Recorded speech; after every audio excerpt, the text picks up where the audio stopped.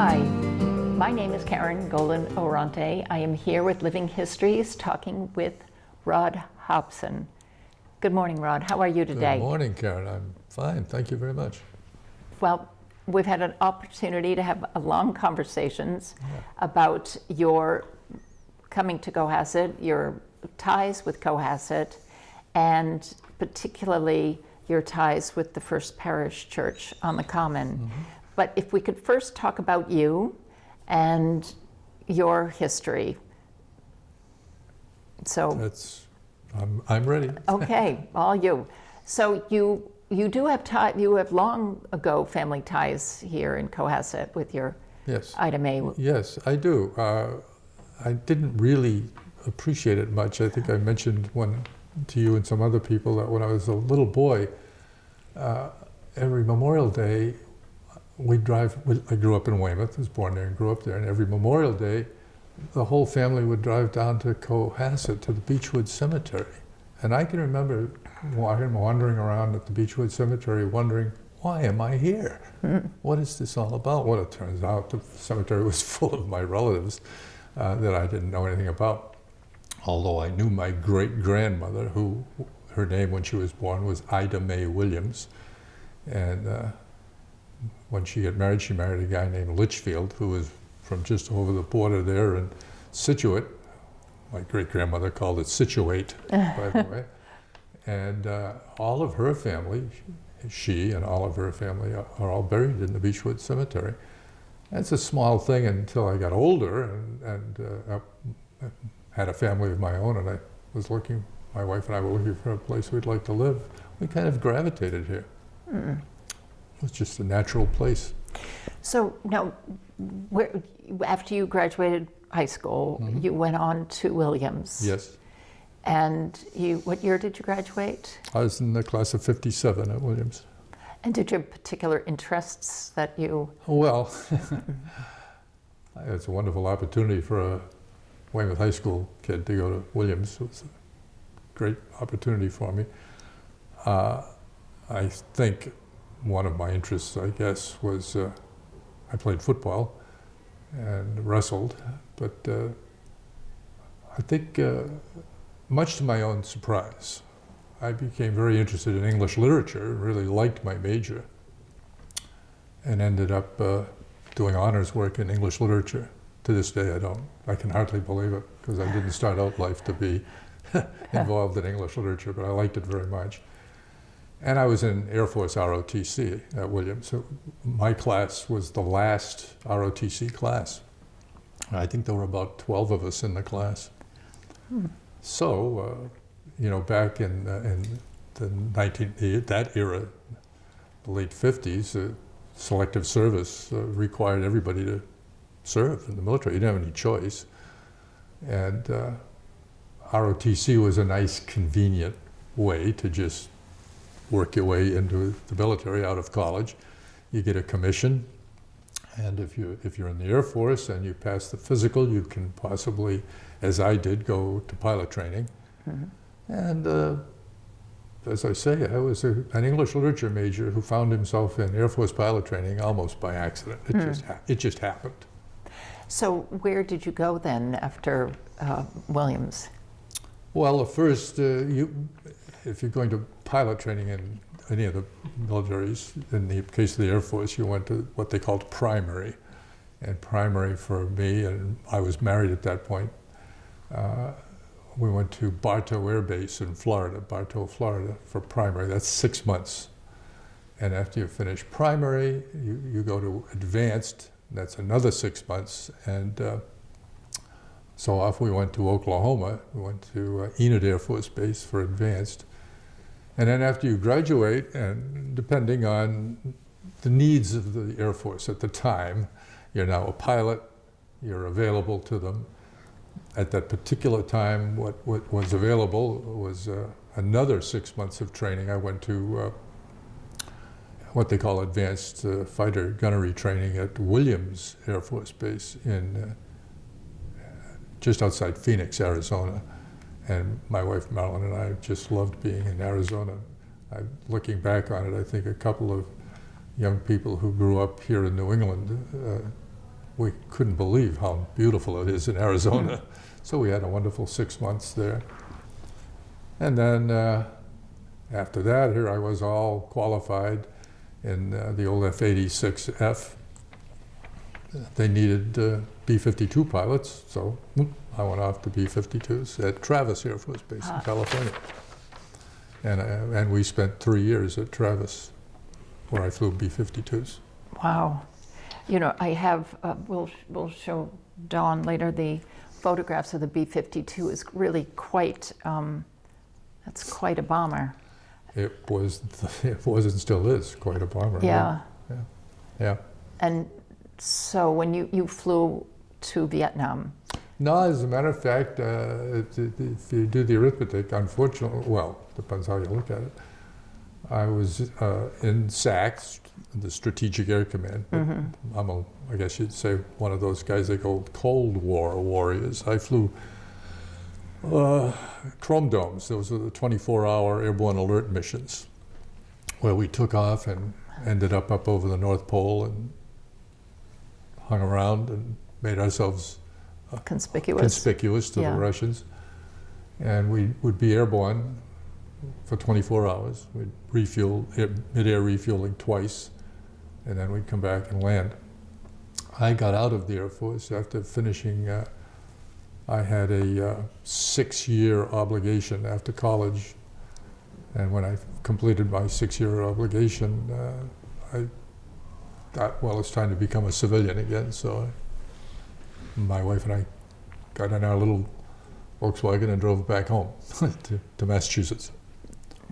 So I did fly B-52s, and I'm sorry to say that I lost friends who stayed in and were lost their lives over Vietnam. My electronics warfare officer, a guy named Norman McDaniel, wonderful guy, we were very good friends. He was captured and spent 6 years and 7 months in the Hanoi Hilton. You can imagine I was unhappy about that, but there I was out. So if we could just backtrack 2 seconds, how did you meet Marilyn? Well, we were a couple of high school kids. She was 1 year behind me.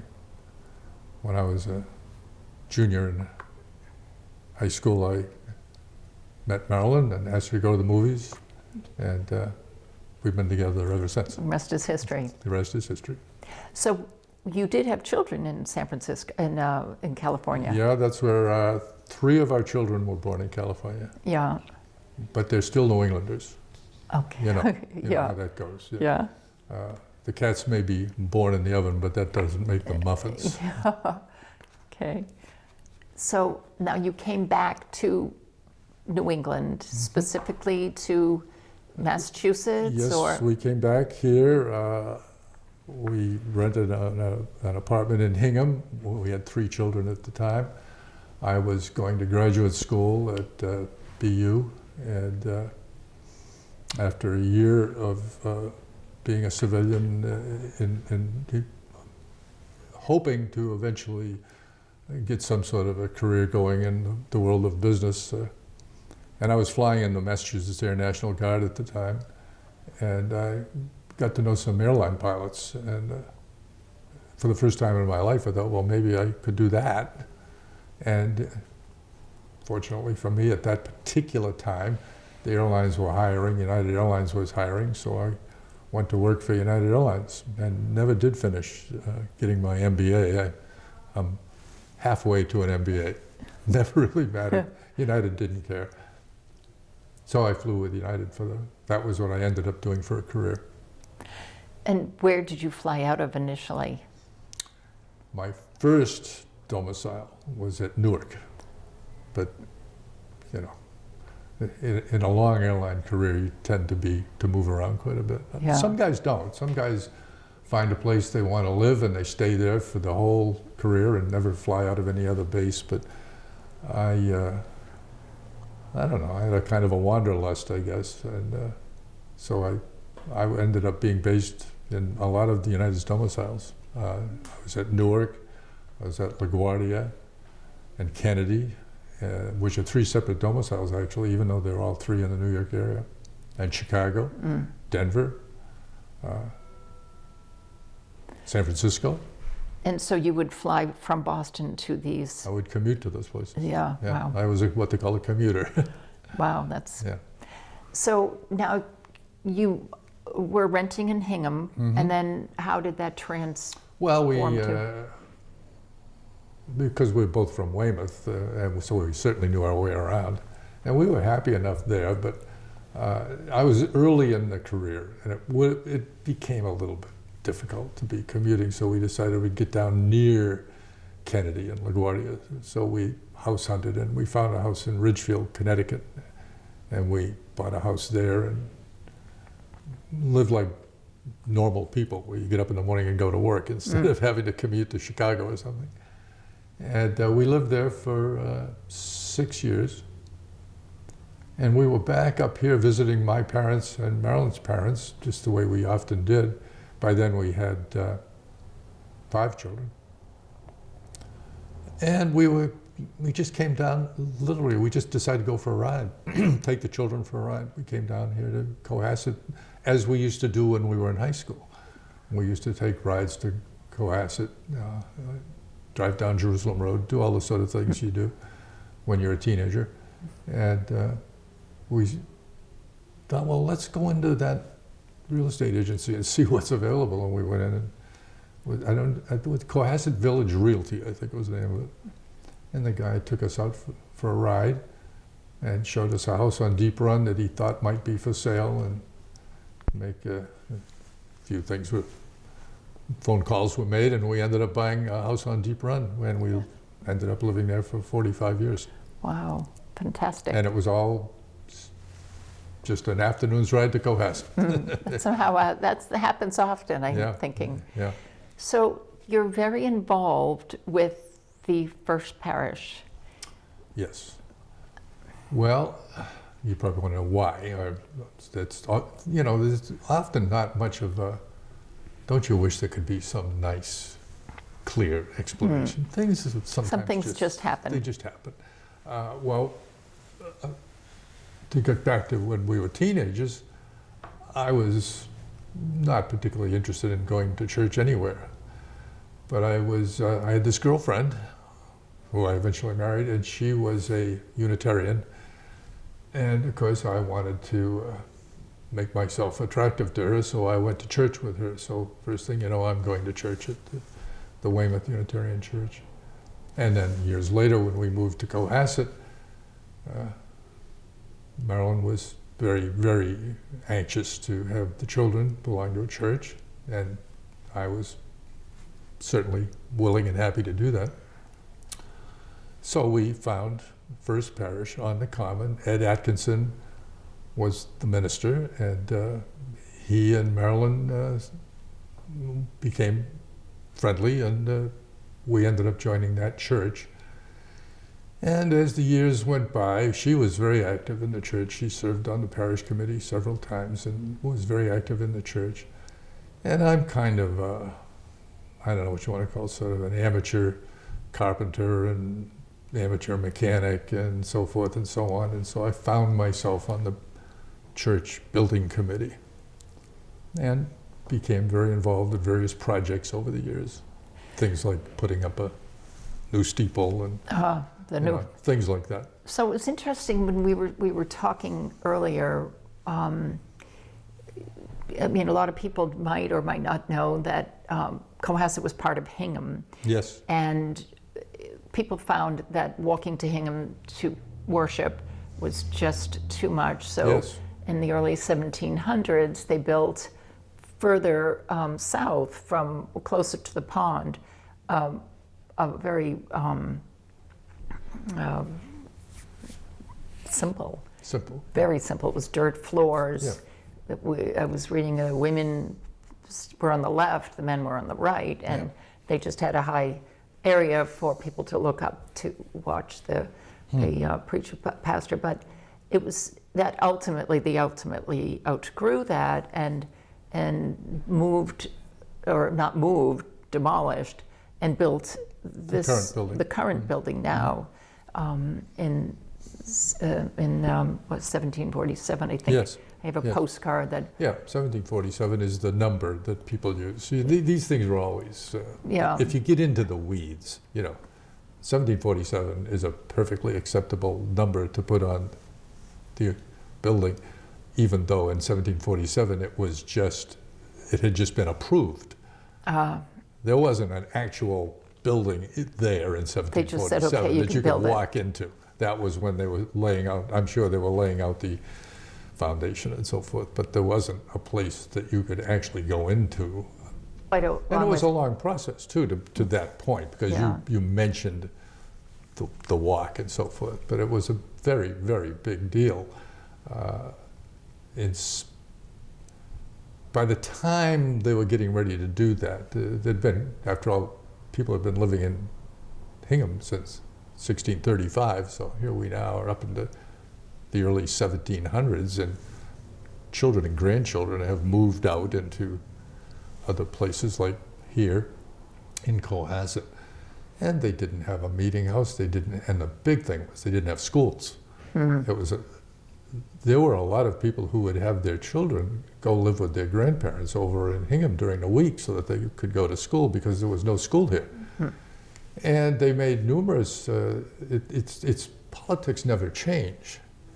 From 1713, 14, 15, 16, every year the residents of over here in Cohasset would request the right to become a precinct and have their own meeting house and their own schools.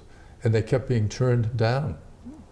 And so they finally went to Boston, to the magistrates in Boston. We're still a colony of England now, so you have to go to what they called the magistrates and complain that they weren't being allowed to build a school and a meeting house, and they were technically qualified. There were enough people living here to be able to do that. So in 1717, the magistrates, in effect, ordered the selectmen in Hingham to let the people of Cohasset become a precinct. And so interestingly enough, if you look at the genealogy of Hingham and Cohasset, you'll see all of these people being born or baptized in Hingham all these years. And then at around 1717 and so forth, instead of saying birthplace Hingham, it'll say birthplace 2nd Precinct. That's here. Right, right. And so in 1717, they had this legal right to do it, but it was about 1720, here we are coming up on 1920, but it was 1720 that they could hire a minister, and the minister built himself a house that is now the parish house, and the town built the first meeting house, which was that small, modest, humble meeting house located somewhere between where the current meeting house is and Meeting House Pond. I like to call it Meeting House Pond. That's what they called it. Okay. And the colonists at that time called it Meeting House Pond, but they also called what we call the common. You see it in all of their writings. They refer to it as the plain. The plains, right, Yeah. the plain. Yeah. So when, well, the parish house itself, which was originally built to house the It was the minister's house. minister's house. 1721. So that's when that was built. So interesting. I have a variety of photographs that we can show later, but the one of them, these were when they were erecting the steeple, and so that steeple wasn't on, obviously originally, they just had pretty much a box. They did have a tower, That's and true. Yep. ultimately they put a bell in. Yeah, that's all very true. It's a rather long process, though, and none of these things happened overnight. There's nothing new under the sun. You don't build a new building in a small town without there being a lot of meetings with the selectmen and forming committees and so forth. So after the meeting house, the current meeting house was finished, you see in the records things like appropriating the money to paint the meeting house, small things like that, because they built it, but they hadn't painted it. So you could have a big meeting, you have to come with the money. About, I think it was in, so we had this rectangle. It was just this perfect, nice, attractive, very traditional colonial meeting house, but a pure, unadorned rectangle. They had already got to the point, or they needed more space. And in order to get more space, they had to figure out a way to put more pews in the rear of the church especially.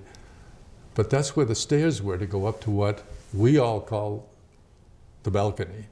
Everybody referred to it today as the balcony, but in those days it was the gallery.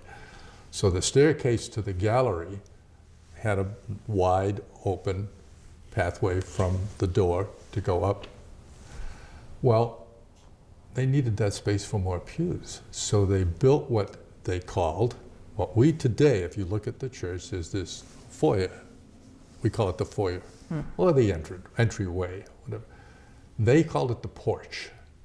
They built what they called the porch in order to put the stairs up to the gallery outside, and then the room that they were using for the pathway to the left and to the right to go up into the gallery, they could put pews in there and get more space, more seats. So originally, people actually would purchase their real estate to put a pew. They called it ground. They sold ground. Yeah. You sold the church, the town actually, at that point. You could buy your pew.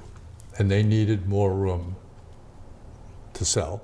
But they actually, as true as that is, and it's absolutely true, when you think about it, isn't it fascinating though, that they needed room? The town was growing at such a rate that this original building that was perfectly satisfactory for a few years had got to the point where they needed more pew space.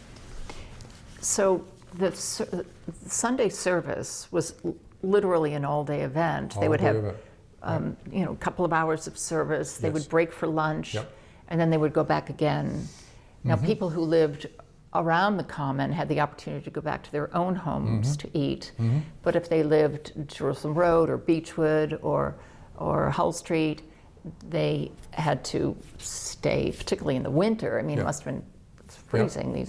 It was I'm sure it was uncomfortable. There was no furnace. There was no stoves. No. No. A lot of people, because these people, so we'll talk about it maybe a little bit later about why they were all related, but these people were related to each other, many, many, many people. So it wasn't unusual during the lunch break to go to Grandma's house, which might be on the common, or to Uncle so-and-so's house, or your cousin's house. So a lot of these people, they were either very good friends or they were literally relatives. Yeah. So they would go during the lunch hour to this house that they went to regularly. Wasn't at all unusual. And then go back And again. then go back for the afternoon. And by the way, journals that people who study these things, read the journals and so forth, they discover that it was popular. Going to meeting on Sunday was popular. It was a socialization aspect to it. It was and holy. They loved learning about the Bible. They really liked it, and they talked about it a lot. But they also got a chance to talk about the past week and, whose dog had puppies, whose cow was, how much milk the cow was giving, and how much wool they got from the lamb, and all that stuff. I mean, these were people would visit and have a good time. They enjoyed themselves. It wasn't a burden. But there did get to, first the church and the town were one. But there also got to be a point where people who were traveling, walking, or 5 miles to get to church, again from Beechwood or Jerusalem Road, or they had to pay taxes for church. Yes. But they didn't want to pay taxes for church because they weren't walking there anymore. So at some point, I was reading in 1792, they separated the tax. So here's your tax bill for the church, and here's your tax bill for the town. Yeah. And they were at least separated at that point. Ultimately, the town did separate church Yes. and state. So, Well, that was essentially, I mean, you'd said 1792. I think that was codifying something that had been pretty much convention for a while.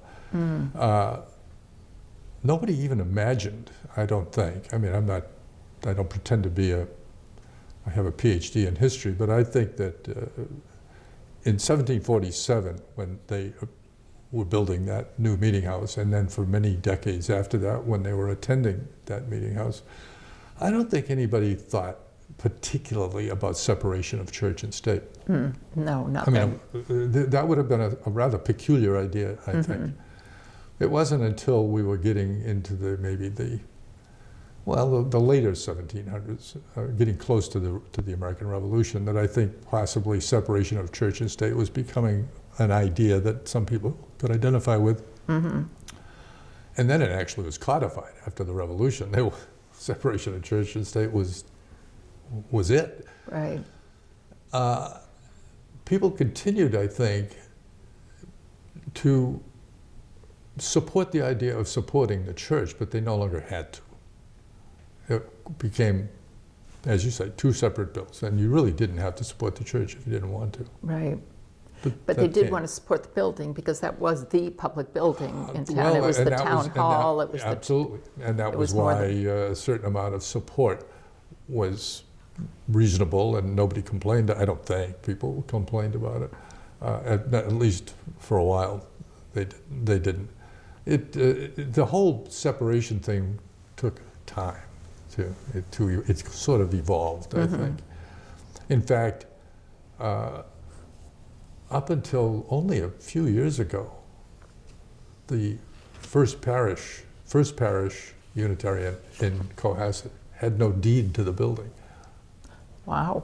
There was no need. Well, There was no need for deed. I mean, Yeah. what do you need a deed for? Everybody knows the building was built by the town and the taxpayers in 1747. It was a town building. But then came separation of church and state, especially after the Revolution. So here's the meeting house.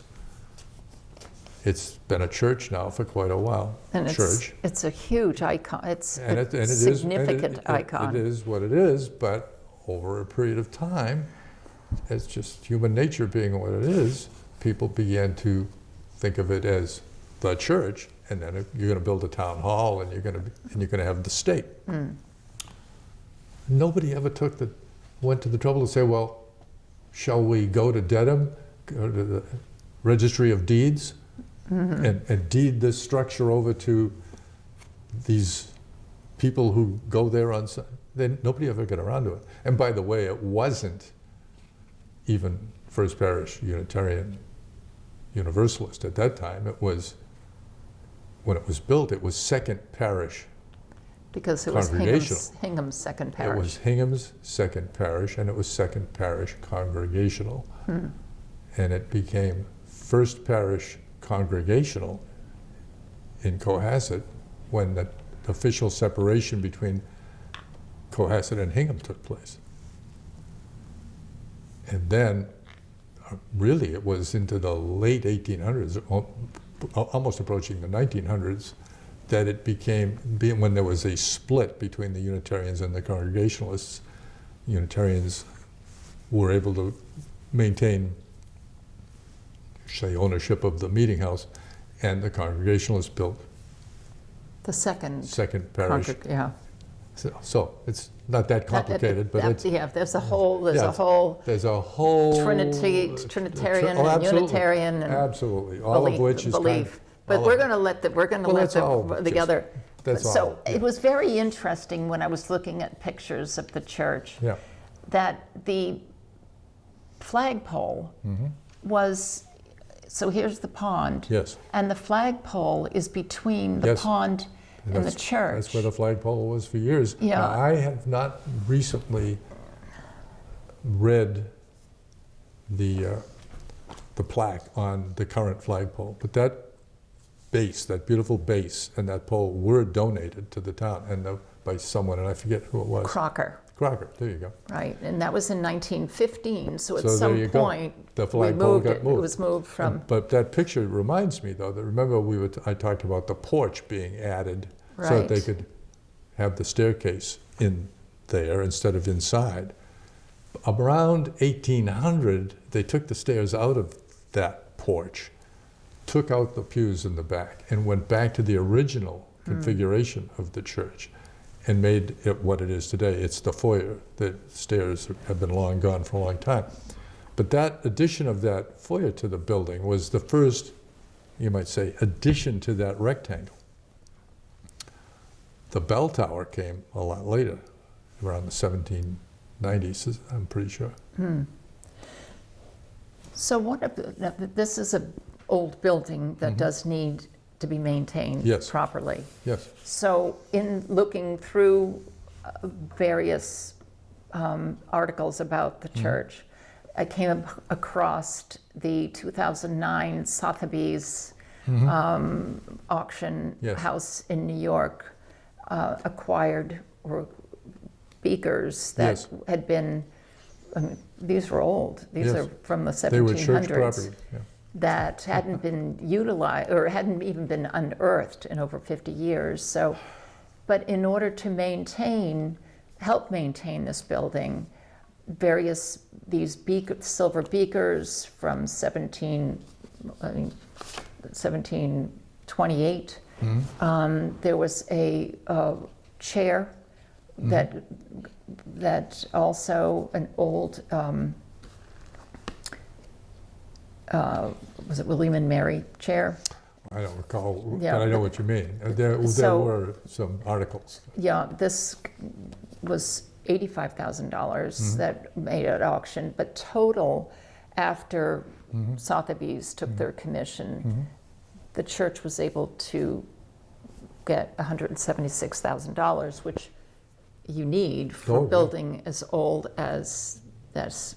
The church is maintained by the parishioners. I mean, sometimes they ask for donations, but it's pretty much maintained by the Sunday contributions. It's maintained by the parishioners.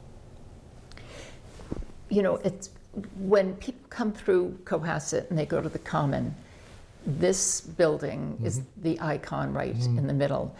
It is where, you know, the town, we have the Common and we have the Arts Festival all around it. It's what you see. You know, Witches of Eastwick, you know, they were all there with the church in the background. The other movie that was on the Common, House Sitter, where Goldie Hawn gets off her P&B bus and you know, she just takes a scan of the Common with this, again, beautiful building on the Common. So, you know, it's something I'm sure. It's what everybody likes. Yeah, It's they're everybody's idea of what a New England church looks like. Right, exactly. So with that, though, we also have the parish house next. And it was interesting because reading the different ministers in the history of the church. Dr. Osgood, which, you know, some people don't know, was a minister at the church for 53 years and went on from that to be superintendent of school. He belonged to the Just at school the same committee. time. He was doing it at the same time. Yeah, school committee and superintendent of schools. And Yes. hence we have the Osgood School, which is, And we you know, always where he- will.